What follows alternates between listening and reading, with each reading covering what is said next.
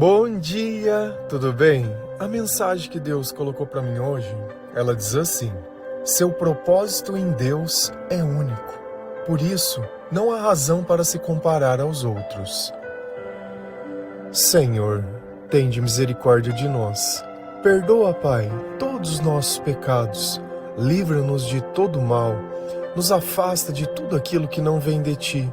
Nós agradecemos, Senhor, por mais esse dia, pelo alimento, pela palavra, pela presença.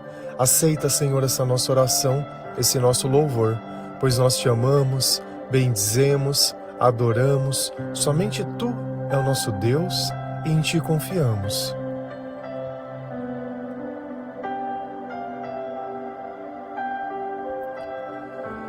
Todos nós temos um propósito para Deus. E talvez hoje você não saiba qual é o seu. Nós só podemos descobrir o nosso propósito depois que nós adquirimos sabedoria. E nós sabemos que a sabedoria vem através da palavra de Deus. E através da palavra, a nossa fé, ela aumenta. Então é como se uma luz acendesse dentro de nós. E aonde existia escuridão, hoje só existe pecado. E cada coisa que eu fiz, cada momento da minha vida, cada crença, cada vez que eu coloquei a culpa em alguém, foi um pecado que se acumulou ali dentro. Cada vez que Deus disse algo e eu ignorei, e os meus sentimentos depois acusaram, e eu me senti triste. Ontem nós falamos muito sobre os nossos sentimentos, sobre o nosso comportamento e sobre a nossa crença. E cada dia o Senhor ele nos ensina algo novo, não para encontrar um culpado para a nossa vida, mas para perceber que a satisfação que nós nunca tivemos não era culpa de ninguém, era culpa de nós mesmos por vivermos apartados de Deus, buscando apenas os nossos próprios interesses, sem lembrar que essa vida é passageira e que daqui nada ninguém leva. E é quando nós começamos a pensar da forma certa, é quando o poder de Deus, através do Espírito Santo, age sobre nós, que nós temos discernimento do tamanho da graça que nós recebemos do Senhor, porque não é fácil viver essa vida longe de Deus. Se a gente vai lá em Gálatas 6, versículo 4 a 6, a palavra do Senhor, ela diz assim: que cada pessoa examine o seu próprio modo de agir.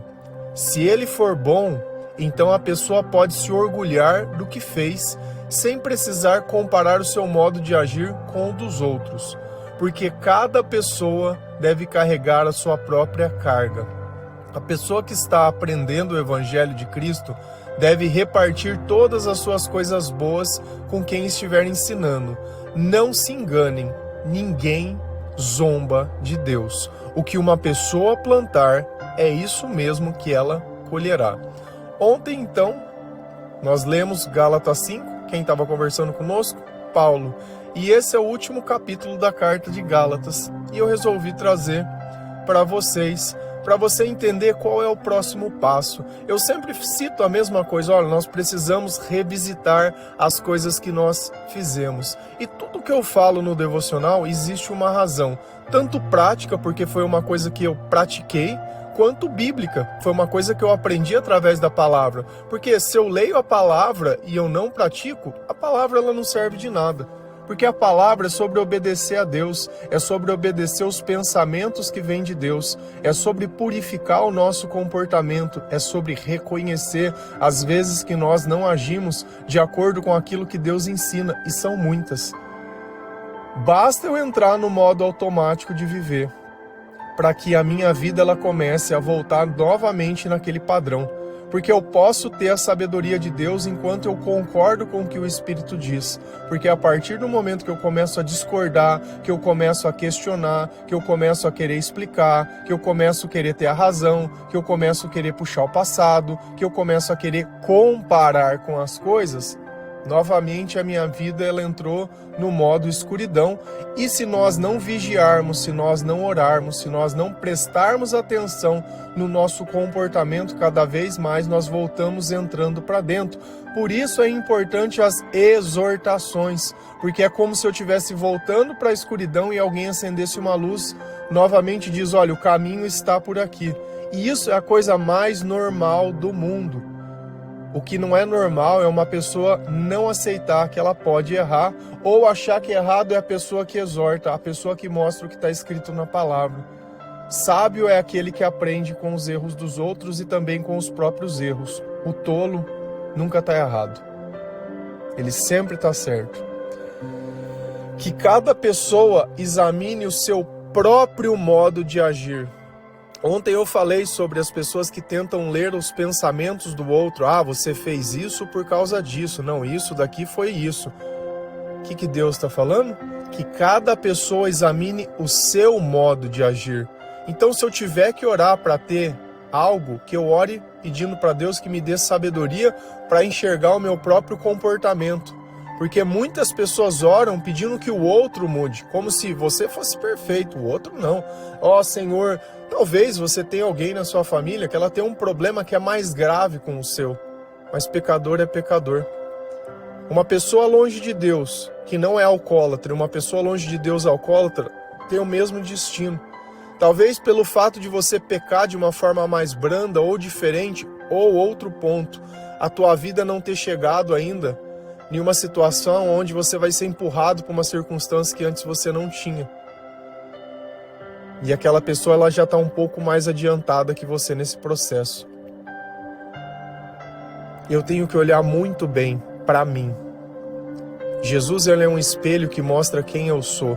E a única coisa que eu tenho que olhar é se eu sou a imagem e a semelhança de Deus, não dos outros.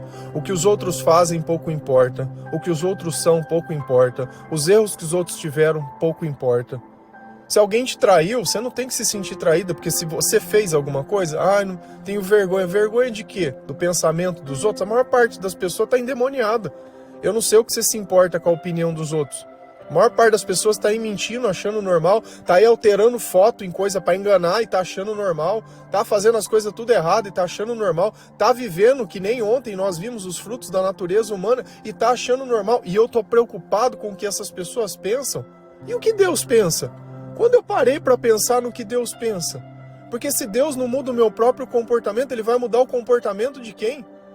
A coisa mais bizarra que você pode olhar é quando um clero, é quando um padre, um pastor, alguma coisa, prega uma mensagem que é feita de poder e o poder não atua na própria vida. Será que ele está pregando por amor ou está pregando por dinheiro? Será que ele está ali por vocação, por um chamado?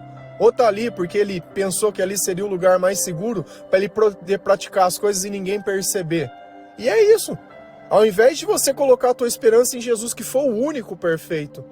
Eu não estou aqui condenando ninguém, porque o único condenado sou eu quando eu condeno as pessoas, mas eu tenho o direito de relatar os fatos. Isso eu tenho direito, que era o que Jesus fazia, ele relatava fatos. Ele não estava ali dizendo o que ele pensava, ele estava ali demonstrando o que ele via.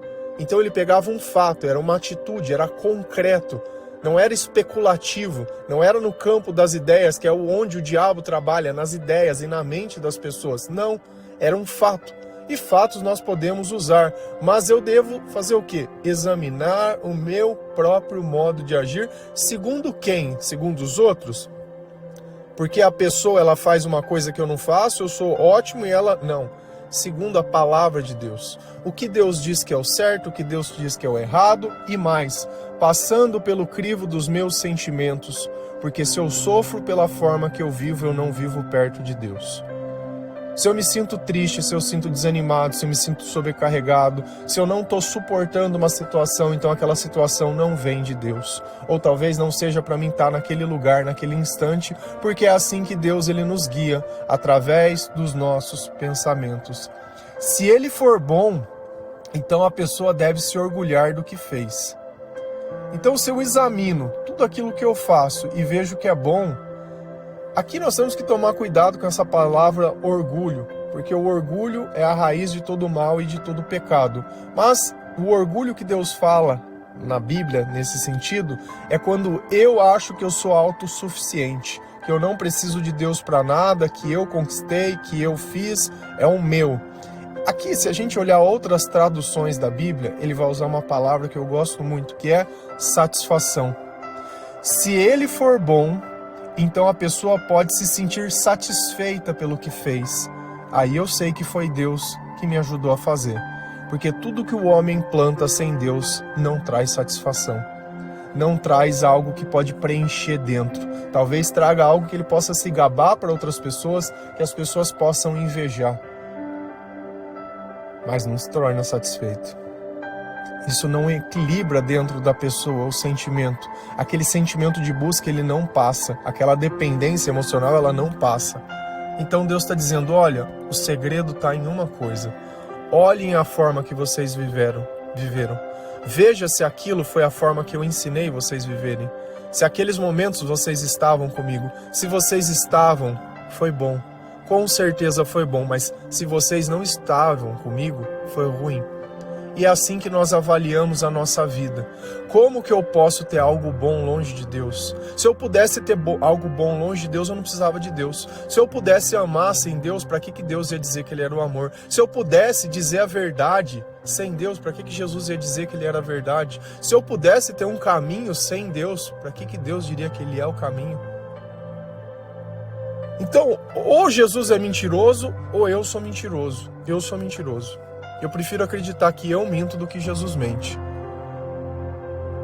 Porque no passado eu vivia na escuridão, crendo que essas coisas estavam em mim, elas nunca estavam. Quando eu entendi que isso não estava em mim, eu dependia de Deus, aí eu tive todas essas coisas. Então nós precisamos colocar as coisas no lugar certo, sem precisar comparar o seu modo de agir com o modo de agir das outras pessoas. Eu não tenho direito, Deus não me deu o direito de comparar a minha vida com a vida de ninguém. Não é porque ninguém faz, não é porque eu acho que as pessoas não estão sendo punidas, que as pessoas elas praticam o mal, que elas fazem fofoca, que elas distorcem, que elas acusam, e seja lá o que for, que eu tenho o direito de falar eu sou bom, eu sou ruim, isso pode, isso não pode, Deus está demorando, Deus não pune, o mundo é injusto, o mundo é injusto. As pessoas sem Deus só fazem coisas erradas e elas não percebem. A mente dessas pessoas já está comprometida. É como se elas tivessem uma doença e não escolhe. Você escolhe, eu não quero estar mais gripado. Não, você vai esperar a doença passar. Então isso é uma doença na alma. Isso é uma coisa que nós não escolhemos. Nós já viemos de fábrica, nós começamos a nos curar disso. Se você olha o paralítico lá que eles descem, era nítido que Jesus sabia que ele era um paralítico. Era nítido que ele sabia que os amigos dele tinham levado ele lá e tinham feito todo aquele sacrifício porque eles queriam que essa pessoa pudesse andar. Mas o que Jesus deu para ele primeiro? O perdão dos pecados. Os seus pecados estão perdoados. Para depois, porque as pessoas não criam que ele era o Filho de Deus, ele falou, então toma a tua cama e anda. Então eu tenho que entender que a cura da alma, ela é necessária. O perdão dos pecados, ele é necessário. E eu só peço perdão por aquilo que eu reconheço. Por isso que tem a confissão. É quando eu já pensei, eu já entendi, já falei, Senhor, eu errei. Senhor, eu fiz tudo errado. Senhor, eu entendo. Eu entendo qual é o meu pecado e eu não preciso me comparar com a vida de ninguém. Não é porque alguém grita que eu tenho que gritar, não é porque alguém xinga que eu tenho que xingar, não é porque alguém me acusa, entre aspas, de alguma coisa, ou pode ser uma exortação, que eu tenho que dizer alguma coisa. Antes, examine todas as coisas. Deus fala, fique com aquilo que é bom. Você tentou olhar o que está tentando ser dito? Qual é a motivação das pessoas? Será que existe algum tipo de interesse? Será que eu posso oferecer alguma coisa para alguém que está me exortando? Esse é o ponto em questão. O que a minha vida significa para aquela outra pessoa? Quando ela não significa nada, quando ele não está querendo nada, é Deus que está tentando me ajudar. Será que eu estou examinando a minha vida ou eu estou comparando, olhando? Então, independente de onde vem a mensagem, Deus está preocupado com você. Porque cada pessoa deve carregar a sua própria carga.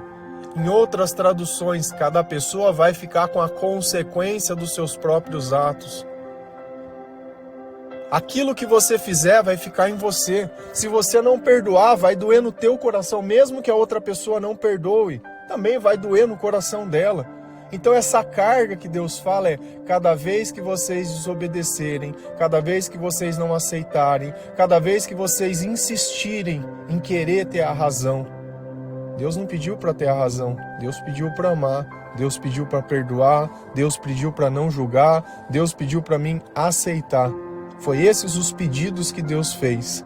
Então tudo aquilo que parte de mim e eu acho que eu preciso, se contradiz o que Deus ensina, a escuridão entra na minha mente de novo. Ou nós estamos 100% alinhados com o que Deus ensina, ou naqueles momentos e nas coisas que nós divergirmos, sairemos fora disso. A pessoa que está aprendendo o Evangelho de Cristo deve repartir todas as suas boas coisas com quem estiver ensinando. Aqui nós podemos ver que a Bíblia ela veio sendo traduzida. A maior parte dela está em grego, tá? Esse Novo Testamento está em grego, não está na linguagem dos judeus nem nada. E eu sempre tenho a curiosidade, quando eu olho um versículo, tanto de olhar todas as traduções que tem para o português, quanto em pedir a tradução original do grego para ver qual palavra que estava ali. A princípio, qual que dá a impressão aqui? A pessoa que está aprendendo o Evangelho de Cristo deve repartir todas as suas coisas boas com quem estiver ensinando. Não dá a impressão que, pelo fato de eu estar ensinando vocês sobre o Evangelho, você precisa repartir, você precisa me dar alguma coisa, você precisa dividir algo que você tem? Repartir o pão, você fica com um pedaço e eu fico com outro. Só que se a gente começa a olhar Paulo pregando, Paulo ele vai falar, cara, eu não quero o dinheiro de vocês, eu quero o amor de vocês, eu trabalho, eu não preciso do sustento de vocês. Feliz é aquele que dá com alegria. Quando ele pedia alguma coisa era pontual. Olha, a igreja de tal lugar está passando dificuldade, vamos mandar o dinheiro para eles? Ele não pedia nada para ele, nada. E você olha diversas vezes. Então eu fiquei pensando, falei, Paulo ia pedir dinheiro ou ia pedir alguma coisa nesse sentido? Aí eu fui atrás da palavra. Não é repartir, não é partilhar, é compartilhar. Existe uma diferença. Compartilhar indica comunhão. E aqui é o que nós fazemos. Nós partilhamos o quê? Aquilo que nós sentimos, aquilo que nós aprendemos. Diversas pessoas compartilham conosco as experiências quando elas escutam um devocional, quando elas leem a Bíblia, as coisas, o que elas têm sentido, o que aconteceu. Aqui faz todo sentido, porque nós, enquanto pessoas que já conseguimos chegar um pouco mais perto de Deus, ajudamos outras pessoas a seguir pelo mesmo caminho. É quando você está atravessando um rio, alguma coisa, e você segura na mão de alguém, e o outro segura na mão do outro, e o outro segura na mão do outro, e a gente faz uma corrente para que as pessoas elas possam passar. Então nós temos que partilhar com as pessoas aquilo que nós sentimos, aquilo que nós pensamos. E é exatamente as pessoas que nós obtivemos o maior sucesso são aquelas que falam as coisas que elas sentem. Elas ouvem o devocional e se encaixam na vida. Olha, na minha vida isso é verdade, isso já aconteceu. Olha, na minha vida isso é verdade, isso já aconteceu. E é uma coisa que é bíblica. E às vezes a gente vê as coisas acontecendo e não entende. Ah, não, eu não posso falar. Não, eu não posso mostrar. Não, eu não sei se eu confio. Cara, se é algo divino, se você está sentindo algo sobrenatural dentro de você, é Deus. Quando você confessa, você está confessando para Deus e não para as pessoas, porque é uma pessoa que está tomada pelo Espírito Santo. Se a mente daquela pessoa está tomada pelo Espírito, é para o próprio Deus que você está conversando. E não que aquela pessoa seja Deus, mas naquele instante, aquela pessoa está permitindo ser usada por Deus. Não se enganem, ninguém zomba de Deus. O que uma pessoa plantar é isso mesmo que ela colherá. Então não acha que Deus vai estar ali, que Deus não está vendo, que Deus não sabe. Deus sabe todas as coisas e ninguém zomba dele. Não acha que a pessoa vai dar um jeitinho, que vai sair por cima, que vai fazer fazendo tudo errado, porque não vai. E cada pessoa vai plantar. Eu planto como? É através dos meus pensamentos. O que eu penso eu sinto, o que eu sinto eu faço. Ah, eu senti que eu tinha que fazer. Nós temos que começar a prestar atenção nas palavras. Tem palavras que são chaves, que a gente usa no dia a dia, mas se você entende o significado espiritual, é totalmente diferente. Se a gente continua lá em Salmo 139, versículo 15 a 17, 23 e 24, a palavra do Senhor ela diz assim: Tu vistes quando os meus ossos estavam sendo feitos, quando eu estava sendo formado na barriga da minha mãe, crescendo ali em segredo. Tu me vistes antes de eu ter nascido. Os dias em que me destes para viver foram todos escritos no teu livro, quando ainda nenhum deles existia. Ó Deus, como é difícil entender os teus pensamentos, e eles são tantos. Ó Deus, examina e conhece o meu coração. Prova-me e conhece os meus pensamentos. Vê se há em mim algum pecado e guia-me pelo caminho eterno. Quem está conversando conosco? Davi. Por que eu quis trazer essa passagem? Para você notar que Deus ele tem te observado desde o ventre da tua mãe. Para você notar que Deus ele tem um plano e tem um propósito. E se nós não encontramos esse propósito, é porque nós não encontramos Deus. Se nós não enxergamos, é porque nós não encontramos a luz. E na nossa vida terrena, isso é muito claro e óbvio. Aonde tem luz eu enxergo, aonde não tem eu não enxergo. Mas se eu não creio que eu posso ver, como eu preciso buscar a luz em algum momento? E é quando nós começamos a enxergar, além de nós mesmos, além da lágrima, além da dor, além da tristeza, além das crenças limitantes e da dependência emocional, é que eu enxergo um caminho. E Davi, ele entendia isso, porque Davi, ele foi muito perseguido. E ele sabia que o alívio estava no Senhor. Tu viestes quando os meus ossos estavam sendo feitos. Tu me vistes, né? Tu vistes quando os meus ossos estavam sendo feitos. Deus já observava a tua história. Deus, ele tinha um plano. E é engraçado quando a gente põe nesse contexto, porque até o órfão tem uma mãe. Até uma pessoa que não conheceu os pais tem uma mãe. E aqui também entra um ponto, que tem uma das músicas que eu falo, que às vezes uma pessoa, ela é ateu, porque ela esqueceu que até mesmo um órfão tem pai e mãe. Até mesmo nós, quando não conhecemos o Senhor, nós temos alguém que nos amou primeiro. Nós temos alguém que pensou, talvez eu saí de dentro da barriga da minha mãe, não tive as oportunidades, não busquei o Senhor, não conheci a palavra, não encontrei o meu propósito e a vida me comeu. E a minha esperança nas coisas erradas e tudo aquilo que eu não sabia me levou sempre mais para dentro da escuridão. E a nossa família, ela pode ser duas coisas. Ela pode ser um ponto de apoio, mas como pode ser um ponto de destruição. Porque se eu não tenho dentro da minha família o costume de certas coisas, certos hábitos, eu não vou aprender. Eu vou aprender na onde? No mundo? No YouTube? Vendo vídeo do TikTok eu vou aprender? Se eu não tenho o exemplo dentro de casa, talvez fica difícil eu encontrar o exemplo no mundo, mas na Bíblia tem. Você pode ter certeza. Você pode não ter aprendido dentro da tua casa, mas Deus te ensina. Porque o aprender está na mente, está na experiência, está na vivência. E se eu aprendo com o Espírito Santo, eu tenho plena convicção e certeza que eu chegarei aonde Deus, ele me disse. Quando eu estava sendo formado na barriga da minha mãe, crescendo ali em segredo, tu me vistes antes de eu ter nascido. Outra frase também que tem na música. No Anjo Sem Asas. Antes que a minha mãe me viste, tu já tinha me visto. Então veja que às vezes as músicas elas estão passando uma mensagem que aparentemente eu não estou entendendo. Por quê? Porque você não conhece a palavra.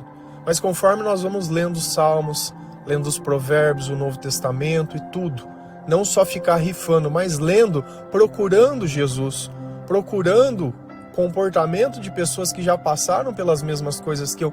Qual foi a solução? A solução ela sempre está em Deus. E nós alcançamos o Senhor através da oração, através da obediência, através da palavra, através dos louvores. E eu entendendo que a minha vida, aquela não é ao acaso. Que há muito questionamento das pessoas. Poxa, mas por que Deus me fez? Deus me fez para ficar sofrendo, para sempre tudo dar errado. Longe dos planos dele, sempre tudo vai dar errado. Longe dos propósitos de Deus. Os dias que me destes para viver. Presta atenção que nós temos um número de dia para viver. Porque nós temos um propósito para cumprir. Jesus viveu 33 anos e cumpriu o propósito dele. Jesus perdeu a vida dele. Os homens tiraram a vida dele, mas Deus o ressuscitou. Você pode procurar um túmulo de qualquer pessoa, você vai encontrar os ossos de todo mundo que já viveu na terra. Os de Jesus não estão.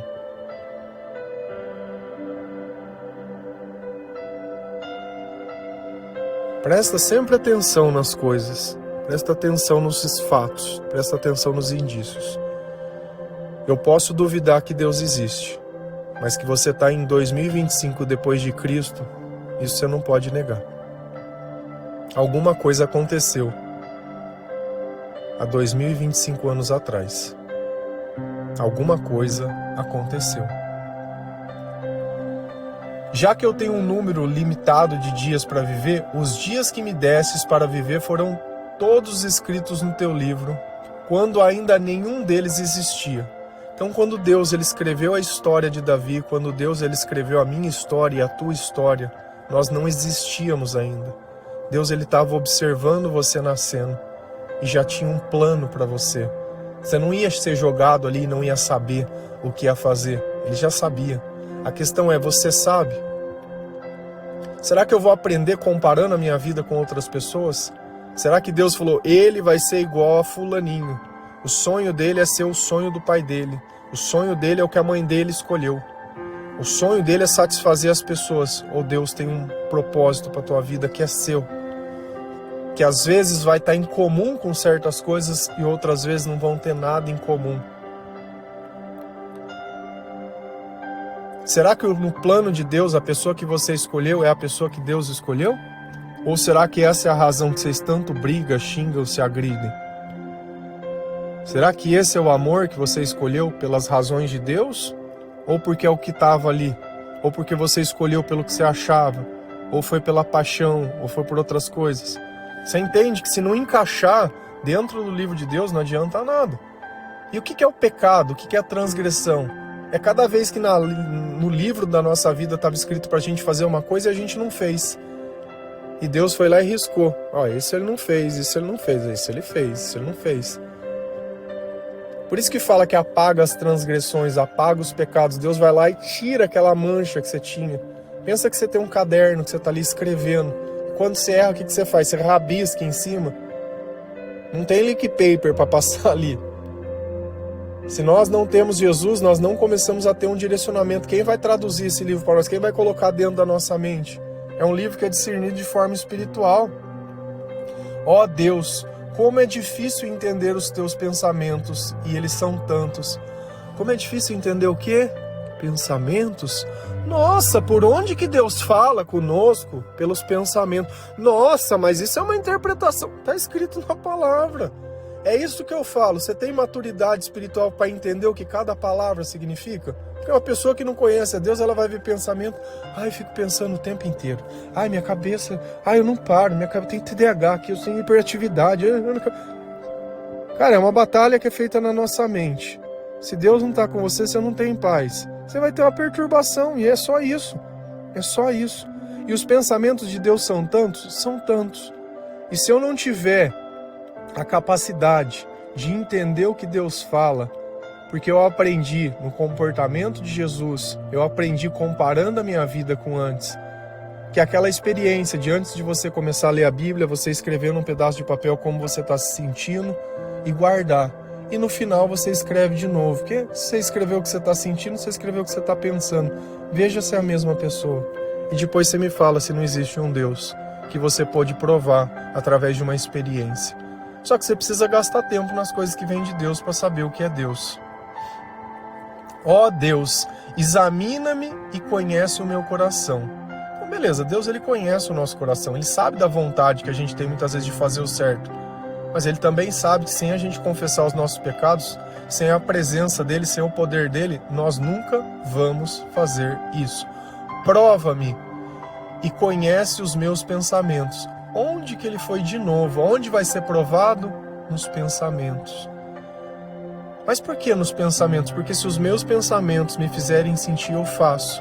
O que é a fé? Fé é a certeza de que mesmo que eu não vendo, as coisas vão acontecer. O que é a confiança? É eu não desconfiar. É eu não pensar que aquilo não vai acontecer ou que aquilo pode me trazer algum tipo de mal. Eu não questiono. Eu não questiono o mensageiro, mas aceito a mensagem. De novo, olha onde ele foi parar. Nos pensamentos. E ele quer que ele prova ele para quê? Vê se em mim há algum pecado que é o que nós temos que fazer com Deus. Ler a palavra para procurar o que é o pecado de quem? Dos outros, não o meu. O meu pecado. E para quê? Para ele me guiar para o caminho eterno, para ele me guiar para o caminho certo. Você quer que os teus sentimentos mudem? Tem que mudar os teus pensamentos. Teus pensamentos só vão mudar se você pensar do jeito que Deus pensa. Se você encontrar o teu pecado, se você parar de ficar comparando com os outros, de parar de ficar se vitimizando. Se o teu pai deu uma coisa para um e não deu para outro, tá bom também. Se um fez para um e não fez para outro, tá bom também. Se as pessoas fazem mal para você, faz fofoca de você, tá bom também. Tá tudo bem, cada um vai colher o que plantou. Não pensa que alguém vai zombar de Deus, que alguém vai sair por cima. Não é porque uma pessoa não demonstra sentimento que ela não está sentindo. Porque é impossível o diabo estar na tua mente e não doer no teu corpo. Não é porque uns aprenderam a suportar as coisas que tá tudo bem. Fica tranquilo, fica em paz. Tudo aquilo que a gente não se arrepende vai somatizar no nosso corpo como uma doença. Fica tranquilo.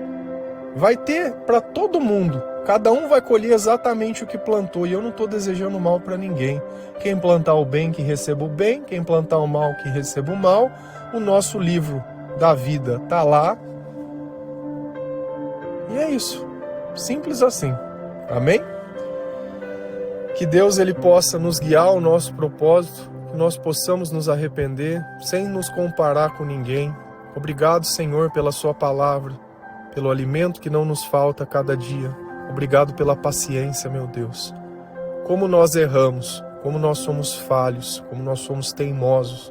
Obrigado, Senhor, por nos oferecer sempre a oportunidade, por sempre demonstrar amor, por sempre dar muito mais do que nós merecemos. Obrigado pela sua fidelidade. Obrigado, Senhor, pela sua luz. Obrigado, Senhor. Amém? Que Deus abençoe cada um de vocês. Feliz a nação cujo Deus é o Senhor. Um bom dia.